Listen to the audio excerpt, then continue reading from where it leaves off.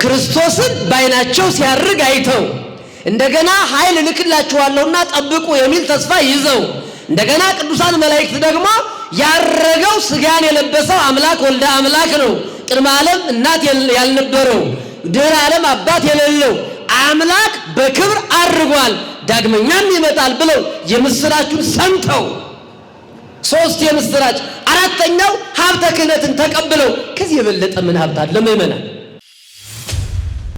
አምላክን ሲያርግ ከማየት እንዲህ አይነት የተባረከ አይን የቅዱሳን መላእክትን የምስራች ዳግም እንደሚመጣ ናፍቆት ነው። ይሄ ክህነት ሀብተ ክህነት ከፓትርያርክነት ጀምሮ ያለውን ስልጣን ማንም የምድራውያን ባለስልጣን ሊፈቱት የማይቻላቸውን ረቂቅ ስልጣን እግዚአብሔር ይፍታ ሲል ቆርጦ የኃጢአትን ገመድ ቆርጦ የሚጥል ስልጣን ከመቀበል በላይ እንደውም አንድ ሊቅ ምን ይላል? ዮሐንስ ክርስቶስ ከሞተ በኋላ ደስታ በፊቱ ተነቦበት አያውቅም ነበር። የእርገቱ ቀን ግን ዮሐንስም ሳይቀር ፈገግ ብሏል፣ ተደስቷል። ምእመናን ማን ሲያርግ አይቶ መድኃኔዓለም ኢየሱስ ክርስቶስ የተባረኩ የሐዋርያት ዓይኖች ጌታን ሲያርግ ተመለከቱ።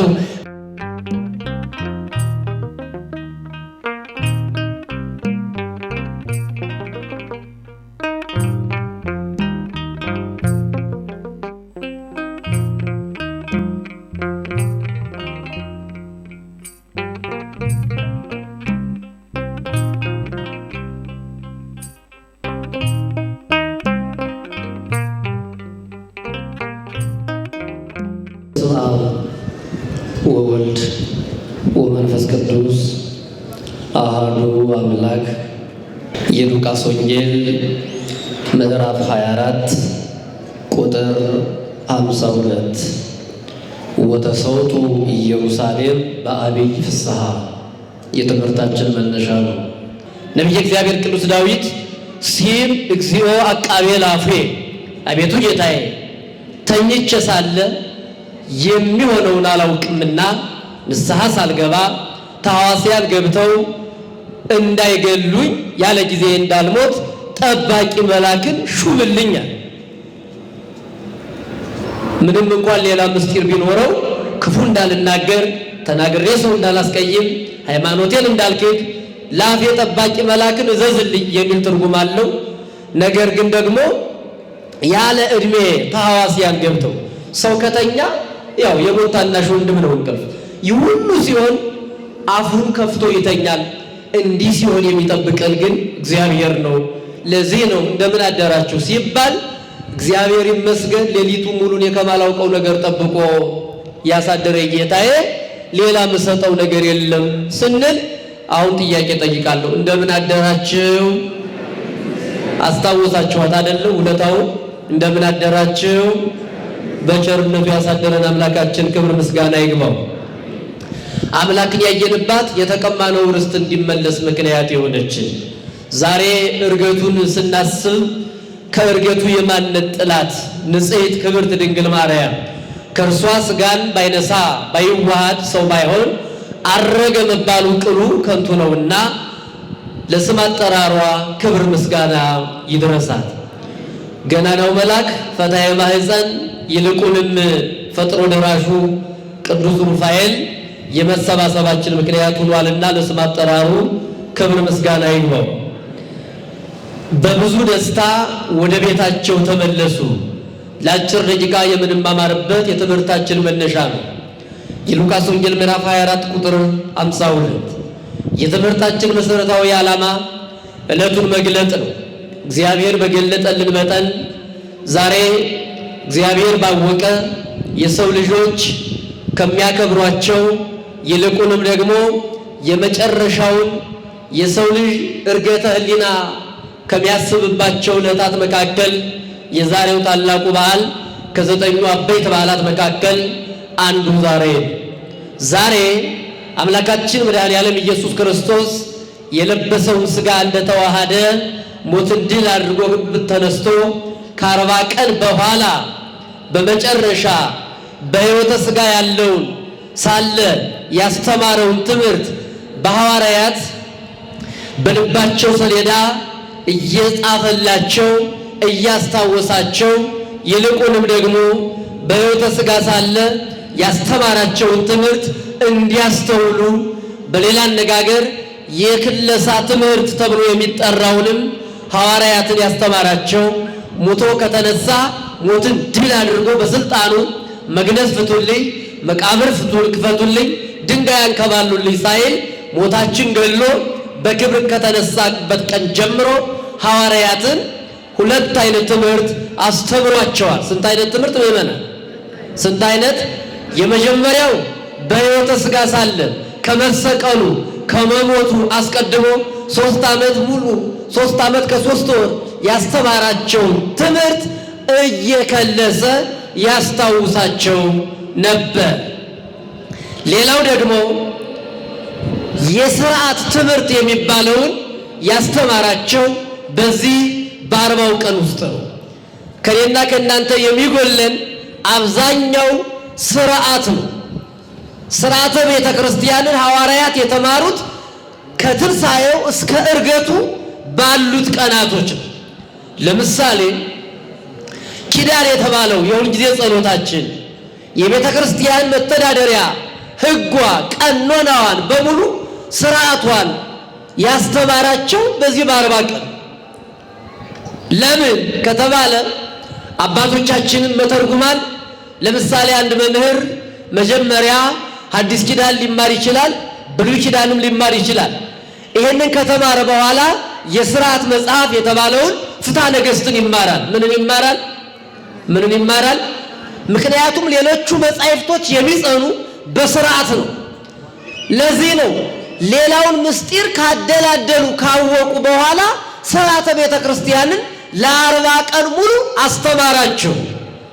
ምክንያቱም ቤተ ክርስቲያን የሥርዓት ቤት ናት። ሃይማኖት በራሱ የሚገለጠው በሥርዓት ነው። በጎ ነገሮች ሁሉ የሚገለጡት በሥርዓት ነው። የእናንተ አቀማመጥ ሥርዓት ነው። ሴቶች ለብቻ መቀመጥ፣ ወንዱ ለብቻ መቀመጥ ሥርዓት ነው። ይህንን ያስተማረ በዚህ በ40 ቀን ውስጥ ነው። ታዲያ ደቀ መዛሙርቱን 40 ቀን ሙሉ ሳይለያቸው አብሯቸው ከቆየ በኋላ አሁን ግን ሰው የሆነበት ምስጢር ተጠናቆ የመጨረሻውን ስልጣን ሊሰጣቸው አደራ ሊሰጣቸው ሀብተ መንፈስ ቅዱስን ለማደል ቀጠሮ ሊያስይዛቸው ሱባኤ ሊያስተምራቸው ዋውጾሙ አፋ እስከ ቢታንያ ከኢየሩሳሌም ከተማ ወደ ቢታንያ ወሰዳቸው አለ። ይቺ ቢታንያ የተመረጠችበት የራሷ ምክንያት አላት። ቢታንያ የምስጋና ቦታ ናት። ምእመናን ቢታንያ ግዑዛን ፍጥረታት ሳይቀር እግዚአብሔርን ያመሰገኑባት ቦታ ናት። ታስታውሳላችሁ። በዕለተ ሆሳዕና ሕዝቡ እግዚአብሔርን ሲያመሰግኑ ክፉዎች ፈሪሳውያን አምላክ ለምን ተመሰገነ ብለው ሕዝቡን ከምስጋና ከልክለው በኋላም ከጀርባ ላይ ያሉ ጡት የሚጠቡ ሕፃናት እንኳን እንዳያመሰግኑት ሆሳዕና ማርያም እንዳይሉ ሲከለከሉ የማን ጌታ ምስጋና ይከለከላል? እኛንስ ቢሆን ዝም እንድንል አድርጎ እናንተ አንደበት የሰጣችሁ ፍጥረታት ማመስገን እምቢ ብትሉ እኛ የቢታንያ አእባን የቢታንያ ድንጋዮች የፈጠረንን ጌታ ሳንመሰክርለት እንቀራለንን ብለው እስራኤልን ውሃ እያፈለቀ ሲያጠጣ የነበረው እስራኤል 40 ዘመን ሙሉ ይዘውት የተጓዙት ድንጋይ እንደ ሊቀ ጠበብት እንደ መርጌታ ሆኖ ማኅሌቱን እየመራ የቢታንያ ድንጋዮችን ቀስቅሶ ሆሳዕና በአርያም ለወልደ ዳዊት ለዳዊት ልጅ ለክርስቶስ ከላይ የተላከ እውነተኛ መድኃኒት እየተባለ ሊመሰገን ይገባዋል እያሉ ግዑዛን ፍጥረታት የማይጠረጠሩ የማይጠበቁ ድንጋዮች ያመሰገኑባት ቦታ ናት። ቢታንያ የምስጋና ቦታ ናት። ስለዚህ ወደ ቢታንያ ለብቻቸው ወሰዳቸው። አጭር ለማድረግ ነው፣ ታሪኩ በጣም ረጅም ነው። ወደ ቢታንያ ከወሰዳቸው በኋላ አምላካችን መድኃኔዓለም ኢየሱስ ክርስቶስ በአልብሮተ እድ እጁን ዘርግቶ የመጨረሻውን ሹመት ከፓትርያርክ ጀምሮ እስከ አናጉንስጢስ ድረስ ያሉትን 7ቱን የክህነት ማዕርጋት። ክህነት አንዲት ናት። የተለያየ ክህነት የለም፣ ግን የስልጣን ደረጃ አለ። ፓትርያርክ የሚባለው ሹመት የተገኘው ቢታንያ ላይ ነው። ባንብሮተ እድ እጁን ከፍ አድርጎ እንዲህ አላቸው ይላል ቅዱስ ሉቃስ ሲመዘግብ። የሉቃስ ወንጌል ምዕራፍ 24 ቁጥር 48 ላይ እናንተ ለዚህ ነገር ምስክሮች ናችሁ፣ እነሆም አባቴ የሰጠውን ተስፋ እኔም እልክላችኋለሁ። ልብ በሉ፣ በሕይወተ ሥጋ ሳለ እኔ እሄዳለሁ አርጋለሁ፣ ነገር ግን ከሳቴ ምስጢር የሚገልጽ መጽንዒ የሚያጸና መንጽሒ የሚያነጻ እሱን የባህሪ ሕይወቴ መንፈስ ቅዱስን እልክላችኋለሁ እያለ በሕይወተ ሥጋ ሳለ ሞቶ ከመነሳቱ አስቀድሞ አስተምሯቸው ነበረ። ያንን ቢታንያ ላይ ከለሰላቸው። እናንተ ግን አለ፣ እናንተ ግን ከላይ የሚመጣ ረቂቅ መንፈስ ሀብተመዊ የማሸነፍ መንፈስ የሚሰጣችሁን በእናንተ ላይ የሚያረውን ፍርሃት የሚያርቀውን ሃይማኖት የሚያጸናውን በጎ የሚያናግረውን ከክፋት የሚያርቀውን ረቂቁን መንፈስ እስክልክላችሁ ድረስ በኢየሩሳሌም ከተማ ጸንታችሁ ጠብቁ አላቸው። በየት ከተማ? በመና አሁን ይህ ምንን ያሳያል? ስርዓት ያስተምራቸው ነበር ብያቸዋለሁ። ሱባኤ የሚለው ክርስቶስ በቃል የተናገረው ሱባኤ ያስተማረ በዚህ አንቀጽ ላይ ነው። ሱባኤ ስርዓት ነው። በኢየሩሳሌም ሀብተ መንፈስ ቅዱስ እስክትታደሉ ድረስ ከኢየሩሳሌም እንዳትወጡ ማለት በዓት አጽንታችሁ ኑሩ።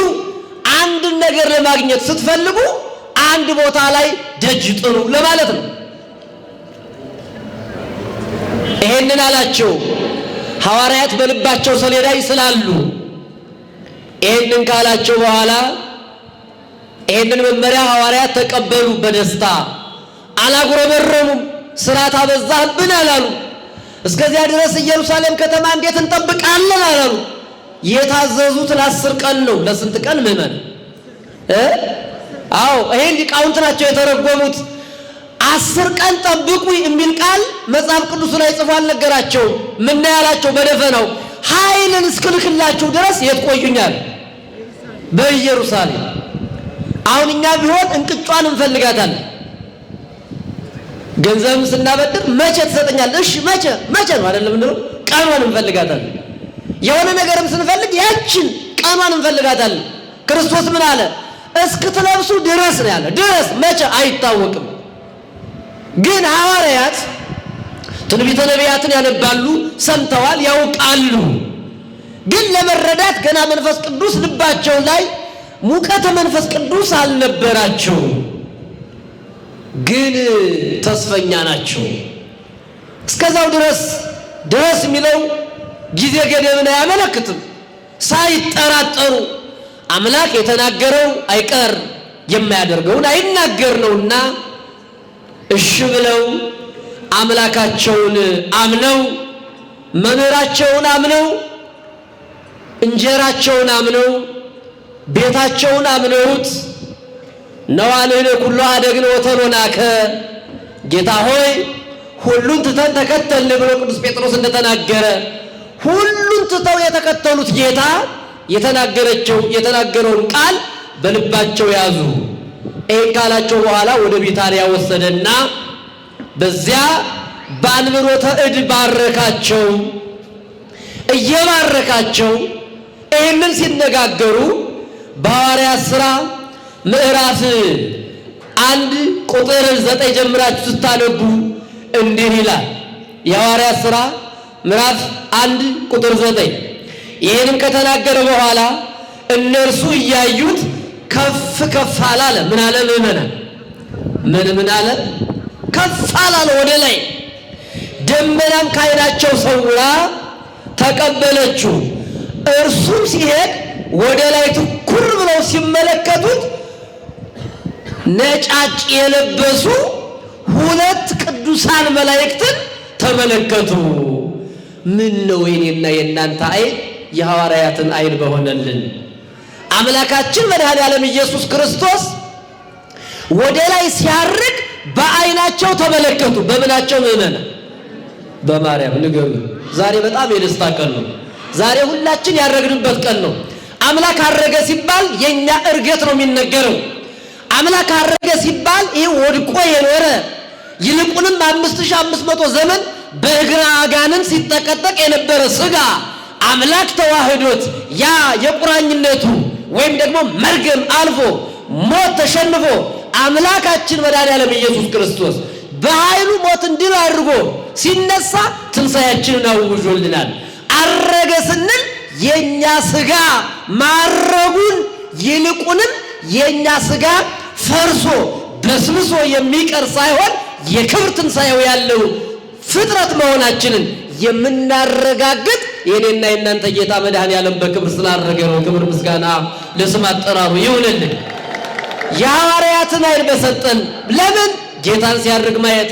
የጴጥሮስ አይኖች ምንኛ ታደሉ፣ አምላክ ሲያርግ አዩ። የዮሐንስ አይኖች እነዚያ ቀራንዮ ላይ መድኃኔዓለም ክርስቶስ ሲሰቀል ቁጹረ ገጽ ሆኖ ፊቱን ቋጥሮ ከሐዘን በሐዘን ብዛት ልቡ ተውጦ፣ እንደውም አንድ ሊቅ ምን ይላል? ዮሐንስ ክርስቶስ ከሞተ በኋላ ደስታ በፊቱ ተነቦበት አያውቅም ነበር። የእርገቱ ቀን ግን ዮሐንስም ሳይቀር ፈገግ ብሏል፣ ተደስቷል። ምእመናን ማን ሲያርግ አይቶ? ማን ሲያርግ አይቶ? መድኃኔዓለም ኢየሱስ ክርስቶስ። የተባረኩ የሐዋርያት አይኖች ጌታን ሲያርግ ተመለከቱ። እንደዚህ ብቻ አይደለም፣ ክርስቶስ ሲያርግ እንደገና ደግሞ ሌላ ነጭ የለበሱ ሁለት መላእክት ታዩአቸው። ስንት መላእክት? ስንት መላእክት አያችሁ? ስንት መላእክት? ሁለት መላእክት። ለምን? ከፍ ብለው ሶስት፣ ዝቅ ብለው አንድ አለ። ሁለት መላእክት። አንደኛው ቅዱስ ሚካኤል ነው፣ አንዱ ቅዱስ ገብርኤል ነው። በእነሱ አምሳል ሌሎቹም መላእክት አሉ። ለምን ቢባል ያ ክርስቶስ የተዋሃደው ስጋ የምስራቹን ነጋሪው ቅዱስ ገብርኤል ይህ ስጋ ቃል ስጋን ይዋሃዳል፣ ከስጋሽ ስጋ ከነፍስሽ ነፍስ ነስቶ ሰው ይሆናል ብሎ የምስራቹን ስጋ የባህሪ አምላክ እንደሚሆን ማን ሲዋሃደው? አምላክ ሲዋሃደው ስጋ ምን ሆኗል? የባህሪ አምላክ ሆኗል። ማን የተዋሃደው ስጋ? ማን የተዋሃደው ስጋ? መለኮት። ስለዚህ ያን የምስራች የነገረው የተናገረው መልአክ ቅዱስ ገብርኤል፣ አዎ ያ የዛሬ 33 ዓመት የምስራቹን የተናገሩለት ጌታ በክብር ሲያርግ አየሁት ብሎ የምስራቹን ለሐዋርያት ደገማቸው። አዎ ያ ድንግልን አቃቤ መላኳ ተብሎ ይጠበቅ የነበረው ይነገርለት የነበረው ቅዱስ ሚካኤል የድንግል ጠባቂ ይጠብቃት የነበረውን ስጋ መለኮት ተዋህዶለት ሁለቱ መላእክት ነጭ ለብሰው አምላክን ሲያዩ መላእክትንም ጨምሮ ተመለከቱ። አንድ ነገር ስንሻ ሌላ ጨምሮ መስጠት የእግዚአብሔር የባህሪ ስጦታው ነው። እናንተ ብቻ አንድ ነገር ፈልጉ፣ ሌላውን እግዚአብሔር ይጨምራል። እናንተ ብቻ ሃይማኖት ይኑራችሁ፣ ታዩታላችሁ፣ እናየዋለን። እናንተ ብቻ በጎ ልብ ይኑረን፣ እግዚአብሔርን እናየዋለን። ለምን? የሐዋርያት አይን የኛ አይን ነው። ምን ከሆነ ሁሉን ትተን ተከተልን ካለ ከተዘጋጀን ነጭ የለበሱ መላእክትን አዩ። ከዛም ናፈቃቸው። ሐዋርያት ክርስቶስ ሲሄድ የመጨረሻ ስንብት መሆኑን ሲያውቁ ሐዋርያት አምላክ ናፈቃቸው። ስንቶቻችን ጌታችን ይናፍቀናል? እንኳን 3 ዓመት ሙሉ ምእመናን እግዚአብሔር ያሳያችሁ 3 ዓመት ሙሉ አብረው እየዋሉ እያደሩ ለእንጀራ ይቸገሩ፣ ለቤት አይቸገሩ። ሁሉ ነገራቸው እንጀራ አይሹ እንጀራን ይዘው፣ ቤት አይፈልጉ ቤት ክርስቶስን ይዘው፣ ልብስ አይፈልጉ ልብስ ክርስቶስን ይዘው፣ ሰላም አይፈልጉ ሰላም ክርስቶስን ይዘው፣ ይህ ሁሉ ነገራቸውን ይዘው አብሯቸው የኖረ መምህራቸውና አምላካቸው ሲለያቸው እንዴት አይናፍቃቸው? ያን ጊዜ ቅዱሳን መላእክት እንዲህ አሏቸው፣ ደግሞ እናንተ የገሊላ ሰዎች አሏቸው። የሐዋርያትን ፊት አይተው ለምን ይህን አታስተውሉም? ወደ ሰማይ እየተመለከታችሁ ስለምን ቆማችሁ አሏቸው። እንደምን አደራችሁ? እየሰማችሁ ነው። ርዕሳችን ምንድን ነው? ደስ ብሏቸው ወዴት ተመለሱ? ወደ ቤታቸው ተመለሱ። ወደ ላይ ምን ትመለከታላችሁ አሏቸው ቅዱሳን ሐዋርያትን። ይህ ከእናንተ አሉ የምስራቹ፣ ይህ ከእናንተ ወደ ሰማይ ሲሄድ እንዳያችሁት ዳግመኛ ይመጣል አሏቸው። አይናፍቃችሁ፣ ብዙ አትጨነቁ፣ ይመጣል። ከአሁን በፊት መጥቷል፣ አሁን አድርጓል። የመጣው ከአሁን በፊት የመጣው አመጣጥ ንስሑ ለማለት ንስሐ ግቡ ለማለት ነው። ከዚህ በኋላ ይመጣል። ለምን ይመጣል? ለፍርድ ይመጣል። ስለዚህ በስጋ ሲገለጥ ያገኛችሁት ጌታ እንደገና ይህን ዓለም ለማሳለፍ ሲመጣም ታገኙታላችሁ። አይዟችሁ ብለው አጽናንተው ለሐዋርያት አምላክ ወልደ አምላክ ብሬት ደመና ተቀብለውም ሲባል አንዳንዴ ደመና ተቀበለችው ሲባል ክርስቶስን ምን አይነት አካል ይሸከመዋል? ታዲያ በደመና በነጭ ደመና ተለቆ መሄዱ በብሉይ ኪዳን ዘመን አምላክ ለወደዳቸው ሰዎች ሲገለጥ በደመና ተሰውሮ እስራኤልንም በደመና እየተሰወረ እነ ሙሴንም በደመና እየተሰወረ ያነጋግራቸው ነበር። ስለዚህ በብሉይ ምስጢር ገልጥ የነበረው አምላክ አሁንም እኔ ነኝ ስጋም ለብሼ ስጋ ከመዋሃዴም በፊት አምላክ ነኝ፣ አሁንም አምላክ ነኝ፣ የዘላለምም አምላክ ነኝ ለማለት ስራ ይሰራበት የነበረው በብሉይ ኪዳን ስራ ይሰራባት የነበረች ደመና በአዲስ ኪዳንም የኔና የእናንተ ጌታ በክብር ሲያርግ ያቺ ደመና በብሉይ ኪዳን ለነ ሙሴ ምስጢር ስትገልጥ በዚህ ተሰውረ ታነጋግር ነበር። አሁንም ደግሞ ስጋ ለብሰ ስታርግ ወዴታ ለነ ሙሴ የገለጠላቸው ምስጢር በዚህ ውስጥ ነበረ። ለዚህም የምስክር ነኝ ስትል የራሷን ምስክርነት ልትሰጥ የመጣች ደመና ናት።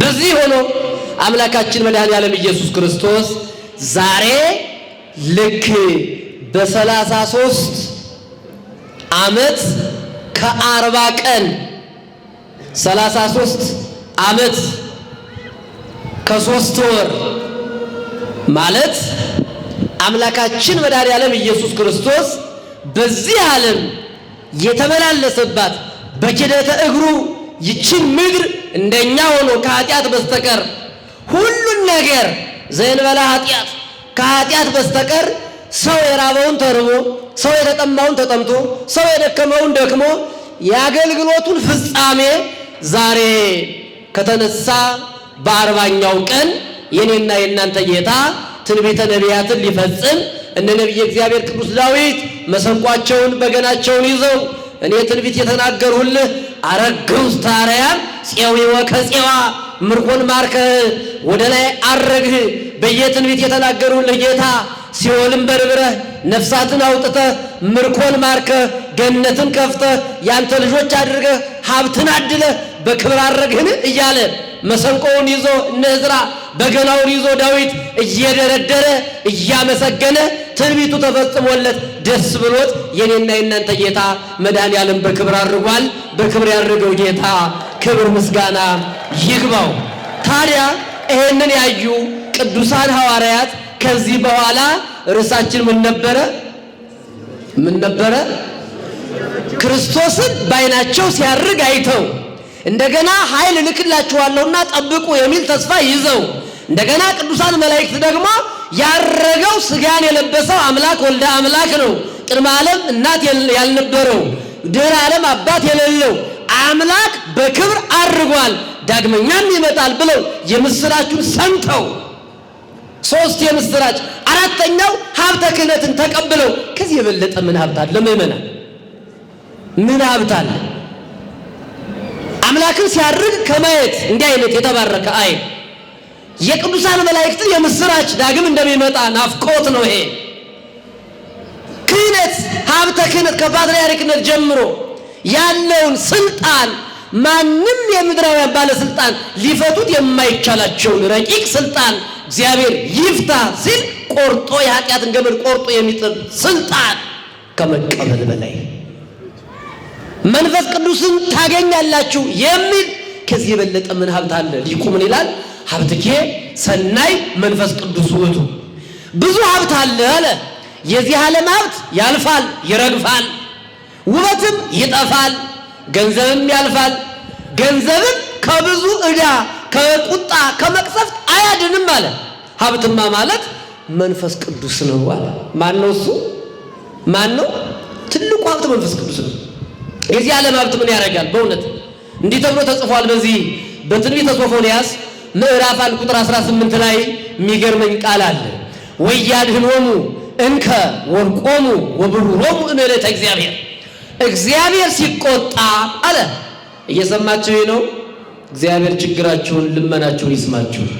እግዚአብሔር ሲቆጣ ብራቸው፣ ወርቃቸው፣ ገንዘባቸው የተመኩበት ዘመናቸው ሁሉ ከእግዚአብሔር የቁጣ ቀን ፈጽሞ አያድንም።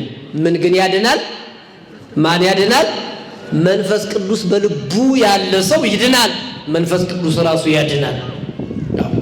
ስለዚህ ሐዋርያት ይህንን ይዘው ይህንን የምስራች ሰምተው ወተሰውጡ ኢየሩሳሌም በአቢይ ፍስሐ፣ ይህን ደስታ ይዘው ወደ ቤታቸው ደስ ብሏቸው ተመለሱ። ሁላችሁ በሉ፣ ትምህርቴን ጨርሻለሁ። ደስ ብሏቸው በሉ፣ ወደ ቤታቸው ተመለሱ። ስንት ነገር አግኝተው፣ ይችን ያዙልኝና በቃኝ። ስንት ነገር አግኝተው? 4። አንደኛ ማንን ሲያርግ አይተው? በማርያም ንገሩኝ። ኦርቶዶክሳውያን የሆናችሁ ኦርቶዶክስ የሆነ ለሃይማኖቱ ይመሰክራል። ማንን አይተው? አምላካችን መድኃኔዓለም ኢየሱስ ክርስቶስ በክብር ሲያርግ አይተው። አንዱ ደስታ።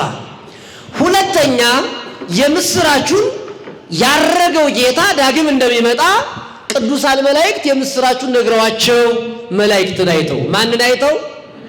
ሁለተኛው ይሄ።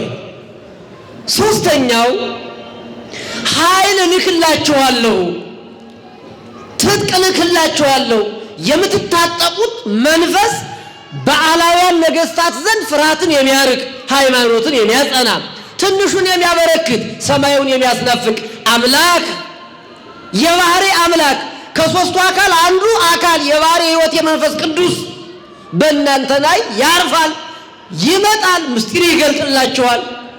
በባለ ጰራቅሊጦስ ትማሩታላችሁ። ረቂቅ ምስጢር ይገልጥላችኋል። ከዚህ የበለጠ ምን የሚያስደስት ነገር አለ? እሱ ነው።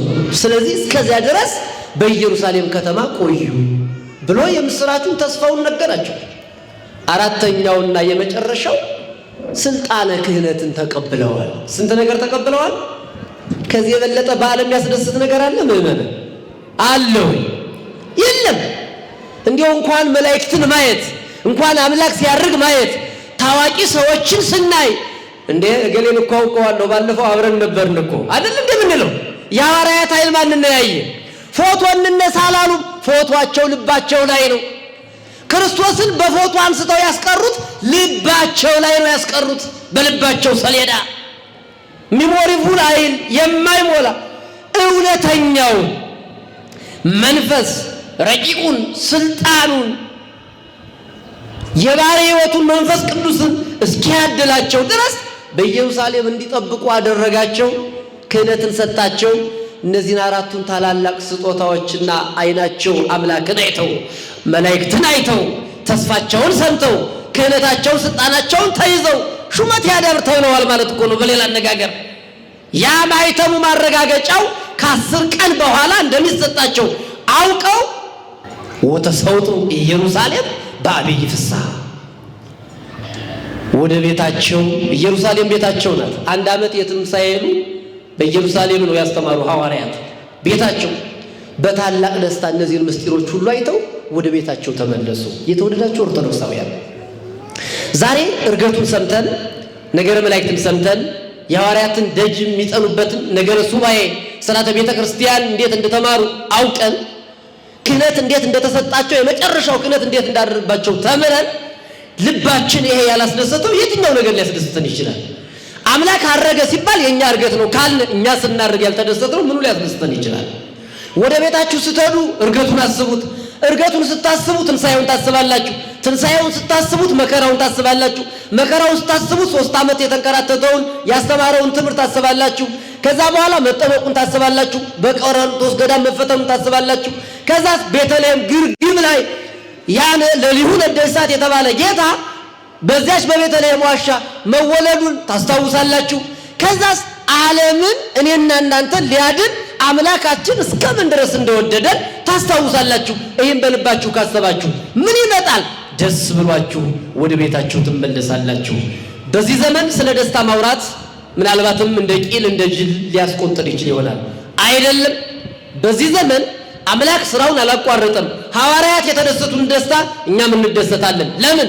በሐዋርያት አይን ጌታ ሲያደርግ አይተናል። ሐዋርያት የተደሰቱን ደስታ እኛም እንደሰታለን። ለምን? ነጭ የለበሱ መላእክትን ሐዋርያት እንዳዩ በአባቶቻችን በሐዋርያት አይን እኛም ቅዱሳን መላእክትን እናያለን። በኢየሩሳሌም ቆዩ ኃይልን እስክልክላችሁ ያለ ጌታ ለነሱ የሰጠው ተስፋ ለኛም እንዳለን በቤተ ክርስቲያን ኢየሩሳሌም በተባለች በቤተ ክርስቲያን ቆዩ የምሰጣችሁ ረቂቅ ኃይል አለ እያለን ነው። ይሄ ያላስደሰተን ምን ሊያስደስተን ይችላል? ስልጣነ ክህነት ዛሬ ለጴጥሮስ የተሰጠው ፓትርያርክነት ዛሬም ለዚህ ቤተ ክርስቲያን ፓትርያርክ አላት። ይሄ ያላስደሰተን ምን ሊያስደስተን ይችላል? ይሄን ሁሉ አስበን ወተሰውጡ ኢየሩሳሌም በአብይ ፍስሐ በታላቅ ደስታ ወደ ኢየሩሳሌም ወደ ቤታቸው ተመለሱ እንደተባለ ይህን ሁሉ አስበን ሃይማኖታችን አጽንተን ምግባር አቅንተን በታላቅ ኦርቶዶክሳዊ ደስታ ቤተክርስቲያን በምትሰጠን ደስታ ደስ ብሎን ወደ ቤታችን እንድንመለስ በኋላም ደግሞ ተመልሰን የምንመጣው ወደዚህ ቤት ነውና ይቺ ቤት በደስታ በልባችሁ ይዛችሁኛል በደስታ ተቀብያችኋለሁ ብላ እንድትቀበለን በኋላም በመጨረሻው ሰዓት ንስሐ ገብተን በደስታ አንዴ ከገባን ከተደሰተ የማናዝንባት ካገኘናት የማናጣት ውጣ የማንበለባት አንተ ከዚህ ነው የመጣህ የማንባልባት በጎ ምግባርና ሃይማኖት ብቻ ካለን በበጎ ሃይማኖት በትልቂቱ ሃይማኖትና በበጎ ምግባር የምንሸምታት የምንገዛት የኛ ገንዘብ የምናደርጋት መንግስተ ሰማያት እንድንወርስ ያምላካችን መልካም ፈቃዱ ይሁንልን። እንደምን አደራችሁ? በታላቅ ደስታ በሉሲ ወደ ቤታቸው ተመለሱ። ጌታ ሆይ በሉ እኛንም የሀገራችንን ደስታ አሳየን፣ ከቤታችን ክፉ ነገርን አርቅልን፣ ክፉ አይንካችሁ። ንቁ ኦርቶዶክስ ተዋሕዶ የጸሎትና የንስሐ መርከብ ማህበር በእግዚአብሔር ፈቃድ በወንድማችን የኔነህ ተስፋዬ አስተባባሪነት ከተመሰረተ ጊዜ ጀምሮ ከሚሰጣቸው ዘርፈ ብዙ መንፈሳዊ አገልግሎቶች መካከል የሐዋርያዊ አገልግሎትና ያሬዳዊ ዝማሬዎች አንዱ ነው። በዚህ ክፍል የኦርቶዶክሳዊ ተዋሕዶ ቤተክርስቲያንን ዶግማና ቀኖና የጠበቁ ኦርቶዶክሳዊ ለዛ ያላቸው ለነፍስ እረፍትን የሚሰጡ ወቅታዊና ዘመኑን የዋጁ ስብከቶችና ያሬዳዊ ዝማሬዎችን በመላው ዓለም ለሚገኙ ተመልካቾቹ በንቁ ሚዲያና በኢትዮ ማህበር የዩቲዩብ ቻናል እያቀረበ ይገኛል። አገልግሎቱ በመላው ዓለም ለሚገኙ አማኞች ተደራሽ እንዲሆን በየዕለቱ የሚለቀቁ ስብከቶችንና መዝሙሮችን ላይክና ሼር ያድርጉ። እንዲሁም የዩቲዩብ ቻናላችንን ሰብስክራይብ በማድረግ የዚህ ታላቅ አገልግሎት ባላሻራ ይሁኑ። ንቁ ሚዲያ ርቱ የቤተ ክርስቲያን ልሳን